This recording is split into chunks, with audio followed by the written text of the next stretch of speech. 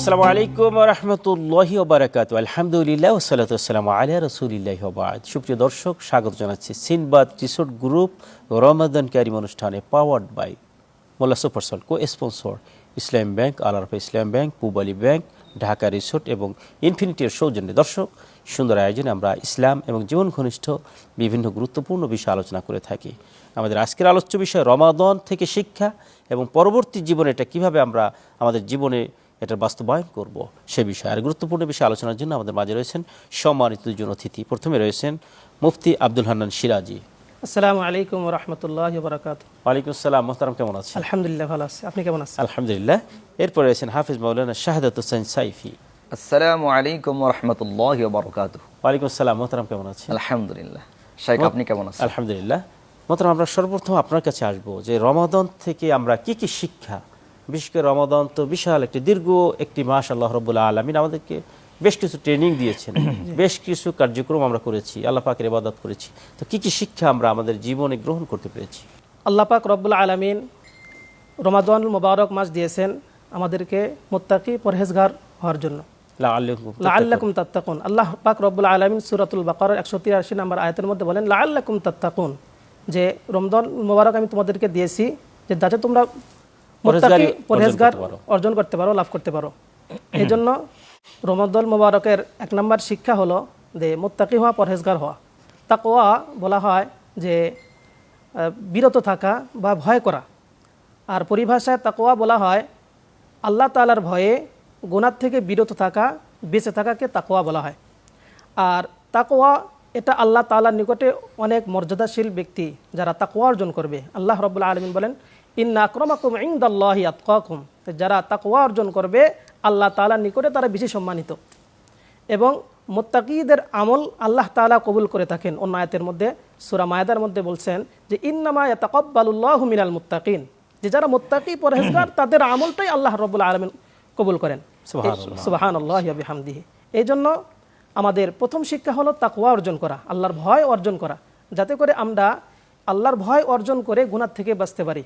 মানে আল্লাহ পাকের ভয় অর্জিত হলে পরে আমরা দুনিয়ার যাবতীয় মন্দ কাজ থেকে বিরত থাকতে পারবো। এই জন্য আমাদের সর্বপ্রথম আল্লাহ তাআলার ভয় আমাদের অন্তরের মধ্যে আনতে হবে, যাতে করে আমরা কোনো গুনাহ কাজ না করতে পারি, বেশি বেশি ইবাদত বন্দেগী করতে পারি। 2 নম্বর যে কাজটা আমরা রমাদানুল মুবারক থেকে শিখেছি, শিক্ষা অর্জন করেছি, সেটা হলো কোরআনুল কারীম তেলাওয়াত করা, শিক্ষা করা। যেহেতু এই রমাদানুল মুবারক মাস এটা কোরআনের মাস, এই মাসটা দামি হয়েছে কোরআনের কারণে। যে মাসে নাজিল হয়েছে সেই মাসটা দামি হয়ে গেছে। যে রাত্রে কোরআনুল কারীম নাজিল হয়েছে সেই রাতকে আল্লাহ রাব্বুল আলামিন অনেক দামি করে দিয়েছেন। এই জন্য এই মাস থেকে আমাদের শিক্ষা হলো কোরআন যারা আমরা শিখতে পারি নাই আমাদের শেখা এবং এই মোতাবেক আমাদের জীবন যাপন করা। কারণ কোরআনুল কারীম যদি আমরা শিক্ষা করি, অর্জন করি, তাহলে আল্লাহর হাবিব সাল্লাল্লাহু আলাইহি ওয়াসাল্লাম তিনি বলেন যে 2টা জিনিস এমন আছে যে 2টা জিনিস আল্লাহ তাআলার কাছে সুপারিশ করবে আর আল্লাহ তাআলা অবশ্যই সেই সুপারিশকে গ্রহণ করবেন। তার মধ্যে একটা হলো রমজান, রোজা। এই রোজা আল্লাহ তাআলার কাছে এরকমভাবে সুপারিশ করবে, আল্লাহ আমি রোজাদারদেরকে, আমি তোমার বান্দাদেরকে সারাদিন না খেয়ে রাখছি, স্ত্রী সহবাস থেকে বিরত রাখছি, কাজে আমার সুপারিশ আপনি গ্রহণ করুন। এইরকমভাবে কোরআনুল কারীম আল্লাহ তাআলার কাছে সুপারিশ করবে, আল্লাহ মানে 2টা জিনিস বান্দার জন্য আল্লাহর কাছে দোয়া করবে এবং সুপারিশ করবে কিয়ামতের ময়দানে। আল্লাহ তাআলা 2 জনের সুপারিশ পূরণ করবেন। তার মধ্যে কোরআনুল কারীম দ্বিতীয় নম্বরে। মানে রমাদানে রোজা রেখে যদি আমরা কোরআনুল কারীম তেলাওয়াত করি 2টা কাজ একত্র হয়ে যাবে, একত্রিত হয়ে যাবে। এবং আল্লাহ তাআলার কাছে বলবেন যে সারা দিন তো রোজা রাখছে, কোরআনুল কারীম তেলাওয়াত করছে, রাতের বেলা তারাবির নামাজ আদায় করছে, হাফেজ সাহেবদের পিছনে 20 রাকাত তারাবির নামাজ আদায় করছে, কোরআনুল কারীম শুনছে। তো এই কোরআনুল কারীম আল্লাহ তাআলাকে বলবেন যে রমাদানুল মুবারক মাসে তারা কিয়ামুল লাইল, তাহাজ্জুদের নামাজের মধ্যে পড়ছে, তারাবির নামাজের মধ্যে কোরআনুল কারীম পড়ছে, আদায় করেছে, জিকির করেছে, যার কারণে আল্লাহ তাআলার কাছে সুপারিশ করবে, আল্লাহ রাব্বুল আলামিন 2 জনের সুপারিশ গ্রহণ করে দিবেন। আলহামদুলিল্লাহ। চমৎকার করে বলছিলেন মোহতারাম। আমরা এখান থেকে আপনার কাছে ফিরবো, আমরা আপনার কাছে আসবো যে রমাদানের এই শিক্ষাগুলোকে কাজে লাগিয়ে আমরা কিভাবে পরবর্তী জীবন পরিচালনা করতে পারি। মোহতারাম, মাহে রমাদানুল মুবারক মুমিন জীবনের গুরুত্বপূর্ণ, তাৎপর্যবহুল এবং সর্বশ্রেষ্ঠ সময় এবং সম্পদ। রমাদানুল মুবারকে যেভাবে আমরা ইবাদত বন্দেগী কাটিয়েছি, আমাদের পরবর্তী জীবনেও যেন এই ধারা অব্যাহত থাকে। 1 নম্বর, ফরজ নামাজের গুরুত্ব দেওয়া, অর্থাৎ ফরজ নামাজ রমাদানে আমরা যেভাবে নিয়মিত আমরা নামাজ পড়েছি জামাতে, জি। রমাদান পরেও যেন মসজিদ খালি না হয়ে যায়, আমরা জি। যেন ঠিকমতো ফরজ মুসল্লি আমাদের নামাজের continue গুরুত্ব দেওয়া, করি। ফরজ নামাজ আমরা মোহতারাম, অবশ্যই এখান থেকে আপনার কাছে ফিরবো আমরা। দর্শক আলোচনায় পর্যায়ে সময় হলে একটু বিরতির, ফিরছি একটু পরেই, ততক্ষণ আমাদের সঙ্গেই থাকুন। দর্শক বিরতির পর আবারও স্বাগত জানাচ্ছেন। আপনারা দেখছেন সিনবাদ রিসোর্ট গ্রুপ রমাদান করিম, powered by Molla supercell, co sponsor Islam bank, Alarafah Islam bank, Pubali bank, Dhaka resort এবং ইনফিনিটির সৌজন্যে। মোহতারাম, আপনি চমৎকার করে বলছিলেন, যে পয়েন্ট আউট করছিলেন, জি বলুন। জি, 1 নম্বর ছিল ফরজ নামাজের গুরুত্ব দেওয়া, অর্থাৎ ফরজ নামাজও জামাতের সহিত পড়া।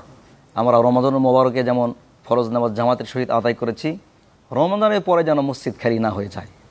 কারণ রাসূল করিম সাল্লাল্লাহু আলাইহি সাল্লাম হাদিসে পাকে ইরশাদ করেছেন, আউয়ালু মা ইউহাসাবু বিল আবদু ইয়াউমাল কিয়ামাতি আস-সালাহ, অর্থাৎ কিয়ামতের দিন সর্বপ্রথম বান্দার নামাজের হিসাব হবে। এই জন্য আমরা রমজানের পরেও ফরজ নামাজ জামাতের সহিত আদায় করবো ইনশাআল্লাহ।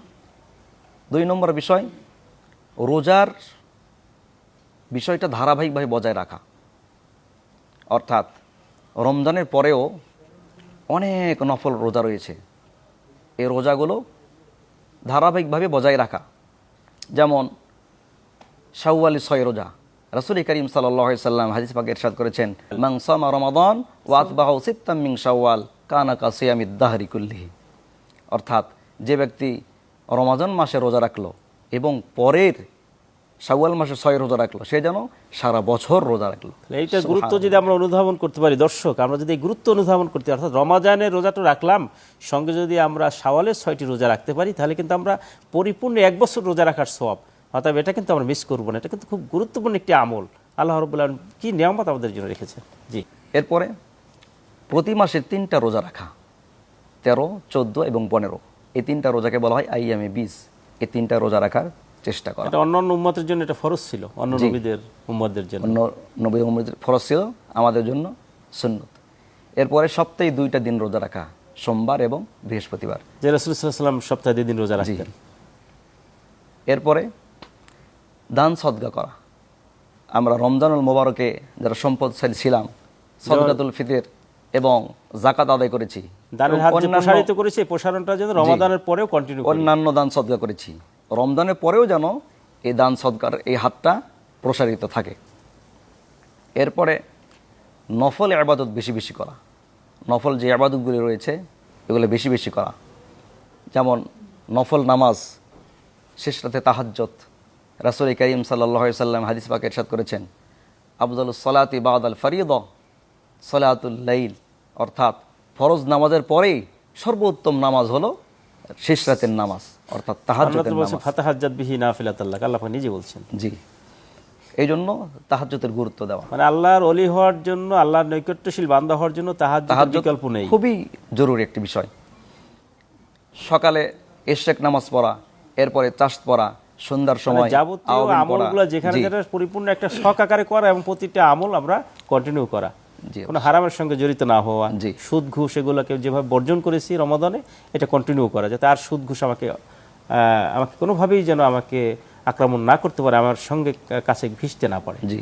এরপরে আরেকটা গুরুত্বপূর্ণ পয়েন্ট হলো যে বেশি বেশি কোরআন কারীম তেলাওয়াত করা। আল্লাহু আকবার। যেহেতু রমজান মাসে কোরআন কারীম নাজিল হয়েছে, রমজান মাসে আমরা বেশি বেশি কোরআন কারীম তেলাওয়াত করেছি, এই ধারা যেন সারা বছর অব্যাহত থাকে, বেশি বেশি কোরআন কারীম যেন আমরা তেলাওয়াত করতে পারি। অর্থাৎ আমরা আমাদের জীবনটা একটি সম্পদ, এই জীবনের এই সময়টুকু আমাদের জন্য সম্পদ, এটাকে যত বেশি আমরা আমলের মাধ্যমে কাটাতে পারবো, ততই আমরা পরকালীন বেশি পাথেও আমরা অর্জন করতে পারবো। চমৎকার করে বলছিলেন মোহতারাম। আমরা আপনার কাছে সর্বশেষে আসবো যে রমাদান থেকে তো মোহতারাম বলছিলেন কন্টিনিউ করা আমলগুলো, আপনাদের শিক্ষার ব্যাপারে আলোচনা করেছিলেন এবং 2টা পয়েন্ট আউট করেছিলেন, ওখান থেকে যদি বলতেন। জি, 3 নম্বর পয়েন্ট হলো যে রমজান মাস এটা সহমর্মিতার মাস, এই জন্য একে অপরের প্রতি দয়া। নবী করিম সাল্লাল্লাহু আলাইহি ওয়াসাল্লাম বলছেন যে তোমরা রমজান মাসে যারা তোমাদের চাকর বাকর আছে তাদের কাজকে তোমরা কমায় দাও, তো একে অপরকে তোমরা সাহায্য সহযোগিতা করো, স্ত্রীর কাজে পারতেছে না তাকে একটু সাহায্য সহযোগিতা করো। তো এইগুলো শিক্ষা আমরা রমজান থেকে পাই। নাম্বার 4 যে শিক্ষাটা আমরা পাই সেটা হলো ধৈর্য ধারণ করা, যে রমজান মাস আমাদের সামনে খাবার একদম রেডি আছে, এরপরে ঘরে সুন্দরী স্ত্রী রয়েছে, হালাল স্ত্রী রয়েছে, আমরা সেখান থেকে বিরত থাকতেছি। আল্লাহ পাকের বিধানকে প্রতিপালন করে আমরা এই সব বিষয় হালাল জিনিসটাকে আমরা অ্যাভয়েড করছি। জি, অ্যাভয়েড করতেছি, যার কারণে আমাদের এখান থেকে আমরা ধৈর্য শিখতেছি যে কোনো বিষয়। নবী করিম সাল্লাল্লাহু আলাইহি ওয়াসাল্লাম হাদিস শরীফের মধ্যে বলছেন যে রমজান মাসে কেউ যদি তোমাদেরকে গালি দেয় তাহলে তোমরা তাদেরকে গালি দিও না, বরং বলো যে আমি রোজাদার, এতটুকু তোমরা বলো। তার মানে ধৈর্য ধারণ করা রমাদান আমাদেরকে শিখাইছে। 5 নম্বরে যে বিষয়টা রমজান থেকে আমরা শিক্ষা পাই সেটা হলো ইখলাস। আমরা যে কোনো আমল করব, যে কোনো কাজ করব, এই আমলের মধ্যে ইখলাস থাকতে হবে।